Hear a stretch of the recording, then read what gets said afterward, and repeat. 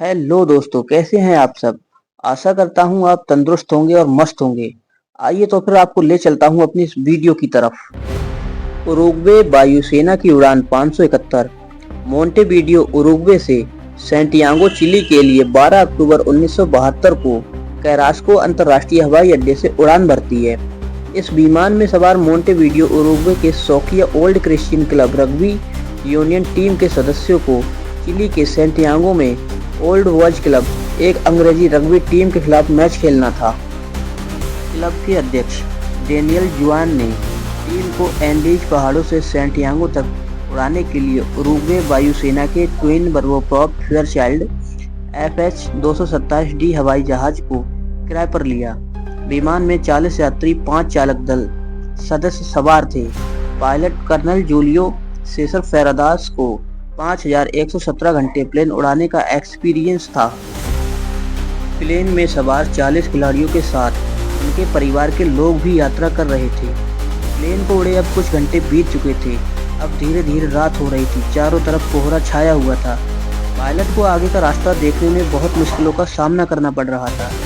कुछ पलों के बाद एंडीज पर्वत पर एक तूफान के कारण अर्जेंटीना के मेंडोजा में रात बिताने के लिए मजबूर कर रहा था, क्योंकि यह तूफान बहुत भयंकर था। हालांकि मेंडोजा सैंटियागो के लिए एक सीधा पश्चिमी मार्ग है, लेकिन 22,831 फीट पर माउंट अकाकागुआ सहित ऊंचे पहाड़ सर्विस सीलिंग के करीब थे। विमान ओवरलोड था, तो पायलट को विमान पहाड़ों से बचाने के लिए बहुत सावधानी से उड़ाने की आवश्यकता थी। प्लेन के लिए यह रास्ता काफी खतरों से भरा था, क्योंकि यह पहाड़ी एरिया था। 13 अक्टूबर को मौसम ने प्लेन की उड़ान को सीधा प्रभावित किया, क्योंकि मौसम अब और खराब हो चुका था। चारों तरफ फोग और बर्फीले तूफान चल रहे थे। दोपहर तक मौसम ठीक होने की संभावना थी, तो पायलट ने प्लेन को मेंडोजा में उतार दिया। वे सब अब मौसम के सही होने का इंतजार करने लगे, और फिर कुछ घंटे इंतजार करने के बाद 2:48 पर मेंडोजा से उड़ान भरी। प्लेन को एंडीज पर्वत को पार करके चिली में एंट्री करने के बाद उत्तर की तरफ मुड़ना था। पायलट फेराडास ने इससे पहले 29 बार एंडीज को पार करके उड़ान भरी थी। इस उड़ान पर उनके साथ जूनियर पायलट लागुरारा भी थे।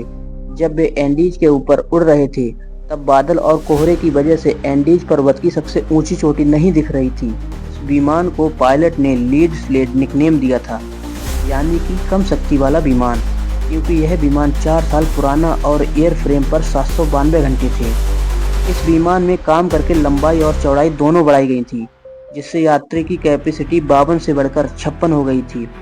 इस सफर में इस विमान को सिलेक्ट करना काफी रिस्की था, क्योंकि जिस कैटेगरी का यह विमान था FH-227, इसके 78 विमानों में से 23 विमान दुर्घटनाग्रस्त हो चुके थे, और एंडीज विमान एक्सीडेंट 42 वर्षों में FH-227 की 10वीं एक्सीडेंट था। बादल छाए होने के कारण पायलट 8,251 फीट ऊंचे प्लांचोन दर्रे से होकर 1800 फीट की ऊंचाई पर FL 180 पर मौसम संबंधी स्थितियों के तहत उड़ान भर रहे थे। वे नीचे के एंडीज पर्वत से बिल्कुल अनजान थे। सब कुछ सही चल रहा था। जैसे जैसे प्लेन आगे बढ़ रहा था, बादल और फूक की वजह से दिखना बंद हो रहा था। अचानक से रग्बी खिलाड़ियों ने प्लेन को पहाड़ों के नजदीक से गुजरते देखा। वे सब डर गए। प्लेन में अब अशांति का माहौल था। तभी पायलट ने प्लेन को एकदम से ऊपर की ओर उड़ाना शुरू किया।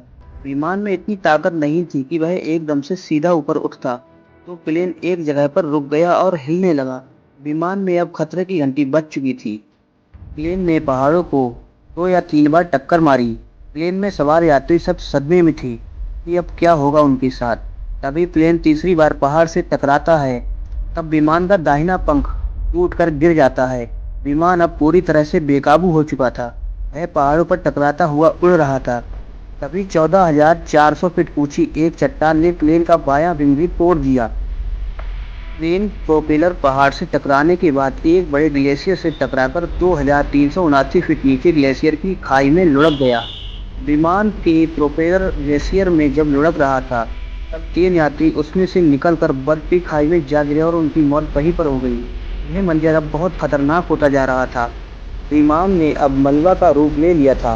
प्लेन की सब सीटें फर्श से उखड़कर नीचे गिर चुकी थी। विमान का धड़ अर्जेंटीना के मेंडोजा प्रांत के 12,057 फीट की ऊंचाई पर ग्लेशियर डी लास लैग्रिमास ग्लेशियर के घेरे में आके गिर गया था। 45 यात्रियों में से अब केवल 33 लोग जिंदा बचे थे और जो लोग मर गए उनकी मौतें बर्फ से दबने और विमान से गिरने की वजह से हुई थी। मंजर अब और भी खतरनाक होता जा रहा था। जहाँ पर ये लोग मौजूद हैं वहाँ पर खाने पीने के कुछ भी नहीं है। यहाँ पर दूर दूर तक बर्फ के पहाड़ हैं और तूफानी हवाएं हैं। जिंदा बचे 33 लोगों में से कुछ लोग घायल अवस्था में थे और उनके ट्रीटमेंट के लिए कुछ भी नहीं था। अब इन लोगों का भूख से बुरा हाल था।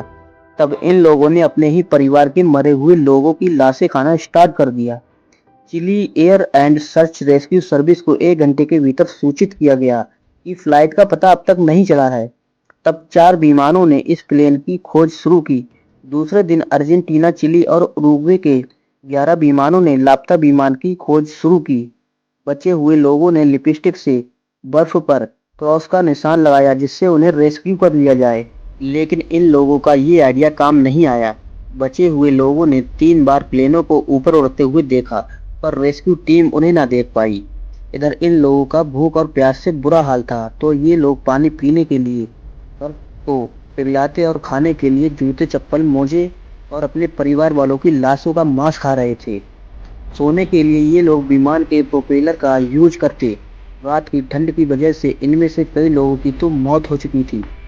बर्फीला इलाका, ठंड और वहाँ की हवा इंसानों की हड्डियों को जलाने की ताकत रखती है। 21 अक्टूबर को 142 घंटों तक सर्च ऑपरेशन चलाने के बाद इन लोगों को मृत मानने के बाद ऑपरेशन को बंद कर दिया गया। जीवित बचे लोग अब तड़प तड़प के मर रहे थे। बर्फीला तूफान इन लोगों की जान चुन चुन के ले रहा था और जो जिंदा बचे थे वे अपने ही परिवार वालों की लाशों को खाकर जिंदा थे। 29 अक्टूबर की आधी रात के करीब और विमान एक्सीडेंट के 16 दिन बाद जब ये सब सो रहे थे तभी अचानक से हिमस्खलन हो गया। बर्फ का पहाड़ खिसक कर इनके विमान के प्रोपेलर में भर गया जिससे सो रहे लोगों में से 8 लोगों की मौत वहीं पर हो गई। यह मंजर इतना खतरनाक और भयानक था कि देखने वालों की रूह कांप गई। 3 दिनों तक भयंकर बर्फीला तूफान चला पर इन लोगों की आगे लाइफ के बारे में कुछ भी पता नहीं था। ये लोग जिंदा रहेंगे या फिर मर जाएंगे, क्या ये अपने घर जिंदा पहुंच पाएंगे। समय गुजरता गया, धीरे धीरे अब महीने बीत चुके थे। उरुग्वे की गवर्नमेंट ने इनकी लाशें ढूंढने के लिए सर्च ऑपरेशन फिर से स्टार्ट किया और इधर विमान हादसे में बचे हुए लोग भी जिंदगी जीने के लिए मौत से लड़ रहे थे। ये सब मरे हुए लोगों के कपड़े और कुछ मांस लेकर पश्चिमी चिली घाटी की तरफ चल दिए। सर्च ऑपरेशन के 2 विमान 5 दिसंबर 1972 की दोपहर को दुर्घटना स्थल खोज लेते हैं और बेपत्ते हुए लोगों को रेस्क्यू कर लेते हैं। इन जीवित बचे हुए लोगों को 2.5 महीनों से भी ज्यादा टाइम में रेस्क्यू किया गया था। बचे हुए लोगों ने प्रेस और मीडिया को बताया कि वे कैसे 72 दिनों तक इस नरक में जिंदा रहे। इन सब ने जिंदा रहने के लिए अपने दोस्त और परिवार वालों पर मांस तक खाया। एक्सीडेंट में इन रग्बी खिलाड़ियों ने अपने बेस्ट फ्रेंड और अपने माता पिता, यहाँ तक कि अपनी पत्नी का भी मांस खाया था। ऐसी ही सच्ची घटनाओं पर आधारित वीडियो देखने के लिए हमारे चैनल को सब्सक्राइब करें। मिलते हैं आपसे बहुत जल्द, तब तक के लिए जय हिंद दोस्तों।